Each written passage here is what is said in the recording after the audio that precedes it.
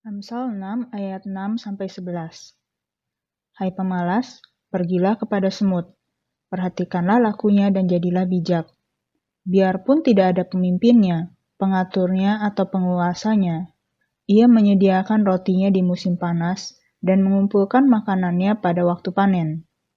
Hai pemalas, berapa lama lagi engkau berbaring? Bilakah engkau akan bangun dari tidurmu? Tidur sebentar lagi, mengantuk sebentar lagi, melipat tangan sebentar lagi untuk tinggal berbaring. Maka datanglah kemiskinan kepadamu seperti seorang penyerbu, dan kekurangan seperti orang yang bersenjata.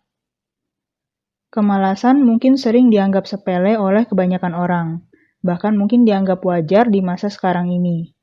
Segala kemudahan yang diberikan oleh teknologi seringkali malah membuat orang lebih malas ketimbang lebih produktif. Dari semua anggota tubuh yang Tuhan ciptakan bagi manusia, tampaknya yang rajin bekerja sekarang hanyalah jarinya.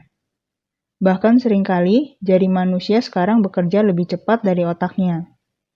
Bagaimana dengan kita sebagai orang percaya? Haruskah kita hidup seperti itu juga?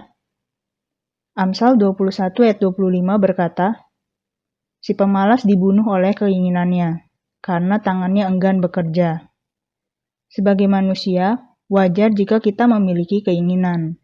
Tapi kita perlu menyadari bahwa meraih keinginan itu membutuhkan upaya. Terkadang orang beranggapan bahwa memiliki iman saja sudah cukup. Yang penting sudah berdoa, setiap hari berharap kepada Tuhan untuk memberikan apa yang kita minta. Tapi upayanya seringkali mungkin tidak sebesar imannya.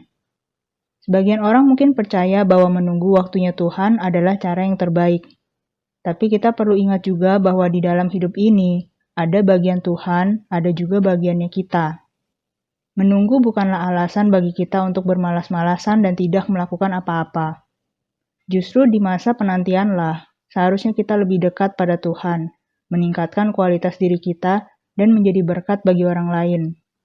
Amsal 26 ayat 16 berkata, si pemalas menganggap dirinya lebih bijak daripada 7 orang yang menjawab dengan bijaksana. Seringkali orang yang malas adalah orang yang paling sulit dinasehati, karena dia merasa lebih bijaksana dari orang lain. Orang yang malas biasanya beranggapan bahwa mereka tidak perlu berupaya lebih rajin ataupun belajar menjadi lebih baik. Mereka beranggapan bahwa orang-orang itu berhasil hanya karena mereka beruntung. Padahal ada pepatah yang mengatakan, keberuntungan itu adalah ketika persiapan bertemu dengan kesempatan.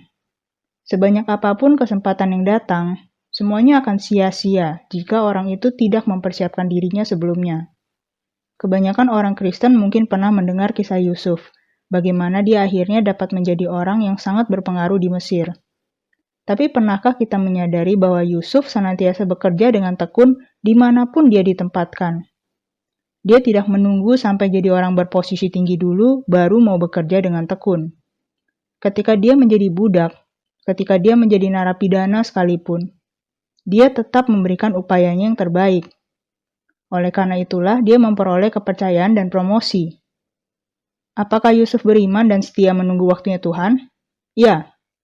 Apakah Yusuf bermalas-malasan selama dia menunggu? Tidak.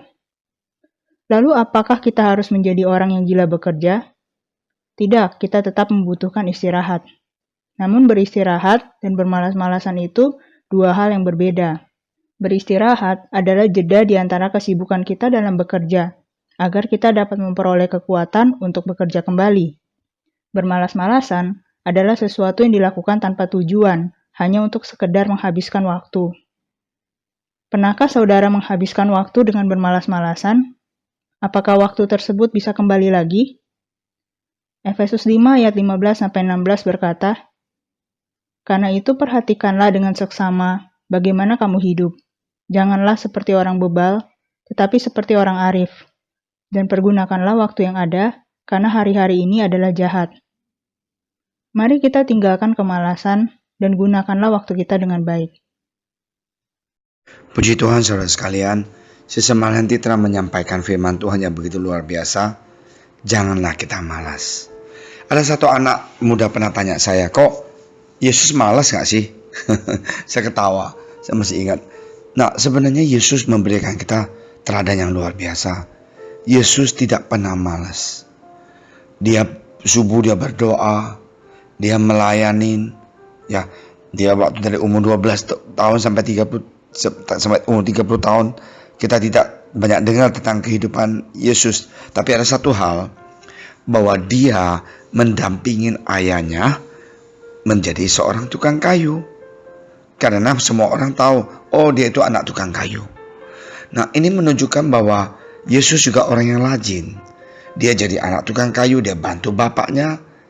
Dan waktu dia pelayanan, dia nggak tahu capek, dia melayani, menyembuhkan, dan dia menyampaikan Injil sampai dia letih lesu. Dan hari ini, marilah kita jangan jadi orang Kristen yang malas. Dan udah malas, kita gagar, kita banyak alasan. Tuhan nggak berkati aku. Bukan, Tuhan bukan nggak berkati kita. Bukan salah Tuhan, salah kita. Kita malas. Ya, kita malas bangun pagi, kita malas berdoa, kita malas baca firman Tuhan. Bagaimana kita bisa kuat, bagaimana kita bisa dewasa, bagaimana kita bisa terima berkat Tuhan kalau kita tidak pernah mau rajin untuk menggali firman Tuhan. Marilah kita ingat, Yesus tidak pernah mengecewakan kita. Dia adalah Tuhan yang adil, dia adalah Tuhan yang baik. Mari kita berdoa. Tuhan Yesus, terima kasih atas firman Engkau. Bentuklah kami Tuhan, bantulah kami supaya kami jangan menjadi anak yang malas. Bila kami rajin, kami tekun untuk memandang Engkau, bekerja dan minta hikmat dari Engkau. Terima kasih Tuhan, dalam nama Engkau Tuhan Yesus kami berdoa.